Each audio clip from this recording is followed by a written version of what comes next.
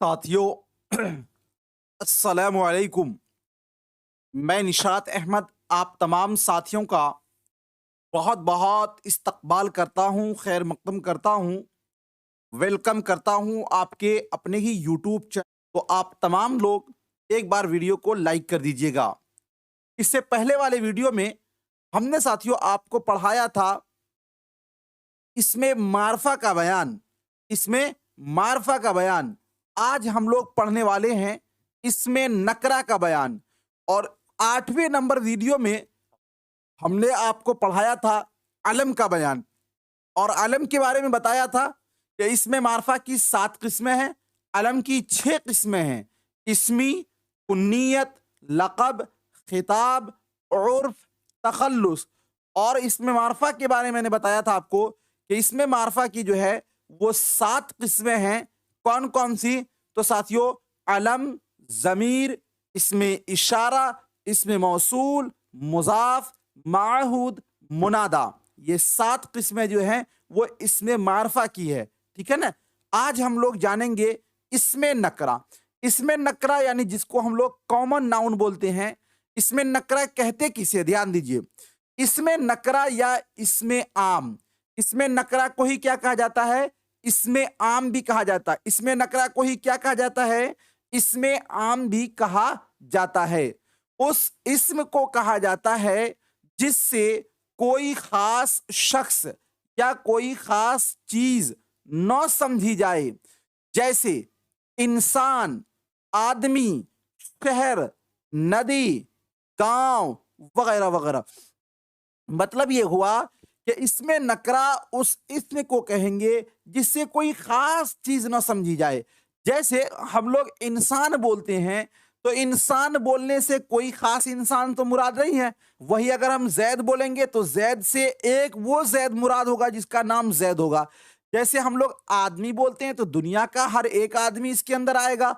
शहर बोलेंगे तो कोई खास शहर तो मुराद नहीं है इससे, तो ये आपका इसमें नकरा होगा। नदी बोलिए, गांव बोलिए, नदी बोलने से भी कोई खास गांव नहीं, नदी मुराद नहीं हो सकता।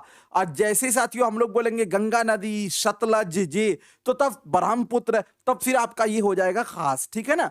तो इसमें नकरा या फिर इसमें आम उस इसमें को बोलेंगे जिससे कोई खास इसमें नौ समझा जाता हो। अब ध्यान दीजिएगा, इसमें नकरा की मुंदरजा झैल 5 किस्में हैं। मेरे साथ आप तमाम साथी बोलिए कि इसमें नकरा की मुंदरजा झैल कितनी किस्में हैं? 5 किस्में। बोलिए मेरे साथ। इसमें नकरा की मुंदरजा झैल 5 किस्में हैं। मेरे साथ आप लोग बोलेंगे। जी, सभी को मुबारक यौम आज़ादी। चलिए अब लोग क्लास कर लेते हैं। इसमें नकरा की मुंदरजा झैल 5 किस्में हैं। कितनी किस्में हैं? 5 किस्में हैं। मेरे साथ बोलेंगे। इसमें मुकब्बर, क्या बोलिए? 1 नंबर में इसमें मुकब्बर, दूसरे नंबर में है इसमें मुसग्गर, तीसरे नंबर में है इसमें आला, चौथे नंबर में है इसमें सौत, पांचवें नंबर में है इसमें ज़र्फ। इसमें नकरा यानी साथियों इसमें आम की 5 किस्में हैं। 1 नंबर में इसमें मुकब्बर, दूसरे नंबर में इसमें मुसग्गर, तीसरे नंबर में इसमें आला, चौथे नंबर में इसमें सौत, पांचवें नंबर में इसमें ज़र्फ। ठीक है ना। अब आगे हम लोग देखेंगे एक एक चीज को और उसको क्लियर करते चलेंगे। ध्यान दीजिए। देखिए, इसमें मुकब्बर किसे बोलते हैं इसको पहले आप समझ लीजिए अच्छे ढंग से। इसमें मुकब्बर, जे इसमें मुकब्बर वो इसम है जिससे किसी चीज की बड़ाई या बड़ा होने का पता चले। देखिए, कुछ अस्मा ऐसा है जिससे साथियों कोई इसमें के बड़ापन होने का पता चलता है, उसी को क्या बोलते हैं? इसमें मुकब्बर कहा जाता। जैसे देखिए, कार, कार लिखा हुआ है ना, कार, कार का मतलब वो नहीं होता 4 चक्का वाला कार नहीं, बल्कि ये कार जो है ना, कार का मतलब होता है काम। कार का मतलब क्या होता है? काम। ठीक है ना। तो कार का मतलब हुआ काम। और आपको पता है एक लफ्ज हम लोग बहुत इस्तेमाल करते हैं, शाह। शाह का मतलब क्या होता है? बादशाह। क्या होता है? बादशाह। और बादशाह को ही साथियों क्या बोलते हैं? यानी बड़ा आदमी। ठीक है ना। तो ये जो कार लिखा हुआ है, कार से एक लफ्ज बनता है शाहकार। क्या? शाहकार। और शाहकार का मतलब होगा बड़ा काम। क्या होगा? बड़ा काम। क्या होगा? बड़ा काम। तो अब जो ये कार है, एक लफ्ज कार है, कार का मतलब काम, मुतलक काम, लेकिन ये लफ्ज शाहकार का मतलब क्या हो जाएगा? कोई बहुत बड़ा काम किया हो तो साथियों वो शाहकार नहीं बोलते हैं, ये शाहकार है। तो ये शाहकार कैसा लफ्ज हो गया? इसके अंदर बड़ापन समझा जा रहा है, ये अपने अंदर साथियों क्या हो रहा है? जी बड़ाई का माना दे रहा, इसीलिए लफ्ज शाहकार क्या हो जाएगा? आपका इसमें मुकब्बर हो जाएगा। यहां देखिए, कार से शाहकार है ना। इसी तरह एक लफ्ज है साथियों, बात हम लोग करते हैं तो मुतलक बात, और कोई बहुत ज्यादा बात करता है तो उसको बोलते हैं बतंगड़। तो बात से बतंगड़। इसी तरह साथियों पगड़ी, पगड़ी से पगड़, पगड़ बोलते हैं बहुत बड़ा पगड़ी को, ठीक है ना। इसी तरह साथियों राह से शाहरा, शाहरा बोलते हैं जो बहुत बड़ा रास्ता हो उसको बोलते हैं। लोटिया से लोटा। तो हमें पता ये चला कि अगर कोई इसमें साथियों बड़ापन का माना देता हो तो वो इसमें क्या कहलाएगा? वो इसमें मुकब्बर कहलाएगा। क्या कहलाएगा? इसमें मुकब्बर कहलाएगा। क्या कहलाएगा? इसमें मुकब्बर कहलाएगा। अब हम लोग जानते हैं इसमें मुसग्गर किसे कहते हैं। जी इसमें नकरा की जो दूसरी किस्म है वो है आपका इसमें मुसग्गर। क्या है? इसमें मुसग्गर। इसमें नकरा की दूसरी किस्म क्या है? इसमें मुसग्गर। मुसग्गर यानी वो वह इसमें नकरा है जिससे किसी चीज की छोटाई जाहिर हो, यानी जिससे किसी चीज के छोटापन होने का साथियों पता चले। जैसे देखिए पलंग, पलंग मतलब वो पलंग जो आपके घर में काफी शानदार सोफा लगा हो, जी वो पलंग है। लेकिन पलंगड़ी, पलंगड़ी पलंग से साथियों जो छोटा वाला होता है ना उसको बोलते हैं पलंगड़ी, ठीक है ना। तो ये पलंगड़ी ये छोटापन का माना दे रहा है, ये आपका क्या होगा? इसमें साथियों मुसग्गर होगा। और एक बात याद रखिए, इसमें मुसग्गर की पहचान है कि आखिर में ये वाली या का होना। जैसे देखिए देग, देग से साथियों क्या बना? आपका देगची।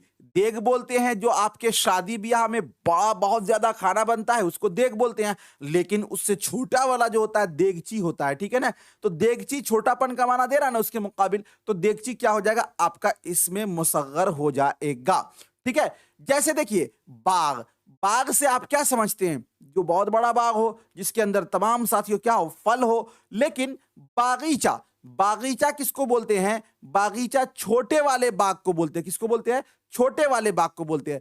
दर से दरीचा, देखिए दर के माने होते हैं दरवाजा, दर के माने दरवाजा, लेकिन दरीचा, दरीचा के माने होता है खिड़की साथियों। क्या होता है? खिड़की। तो एक बात बताइए, खिड़की जो है वो दरवाजा से छोटा होता है ना?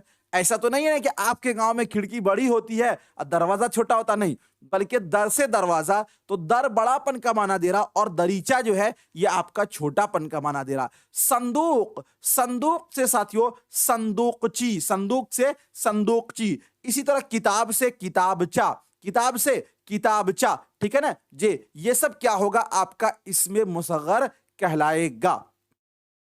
एक ही चीज को कॉपी पेस्ट न करें, ठीक है ना जी। ये आपको 10th क्लास में भी काम आएगा, अगर आप देखेंगे नहीं पूरे वीडियो को कॉपी पेस्ट करते रहेंगे तो नहीं ना होगा जी, ठीक है। यहां तक सभी को क्लियर हो गया। तो साथियों हमने ये जाना कि इसमें नकरा की जो पहली किस्म है इसमें मुकब्बर, यानी वो इसमें जिससे बड़ापन का बोध जो हो, जिससे बड़ापन पता चले, और दूसरी किस्म है इसमें मुसग्गर, यानी वो इसमें जिससे छोटापन पता चले।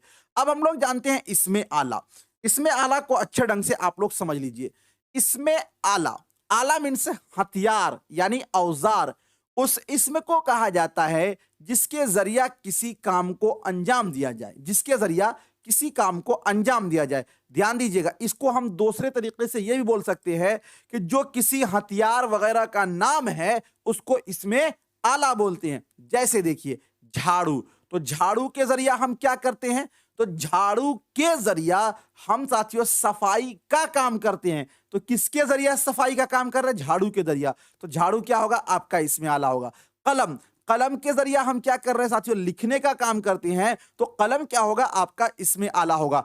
तलवार, तलवार, तलवार साथियों हथियार का नाम है। बंदूक, चाकू, खुरपी, कुदाल, जी ये सारे के सारे जितने भी औजार हैं वो तमाम के तमाम आपके क्या कहलाएंगे, इसमें आला कहलाएगा। क्या कहलाएगा, इसमें आला कहलाएगा। साथियों, इसको आप यहां भी एक और डिफिनेशन मैंने दिया है, इसको भी आप देख लीजिए।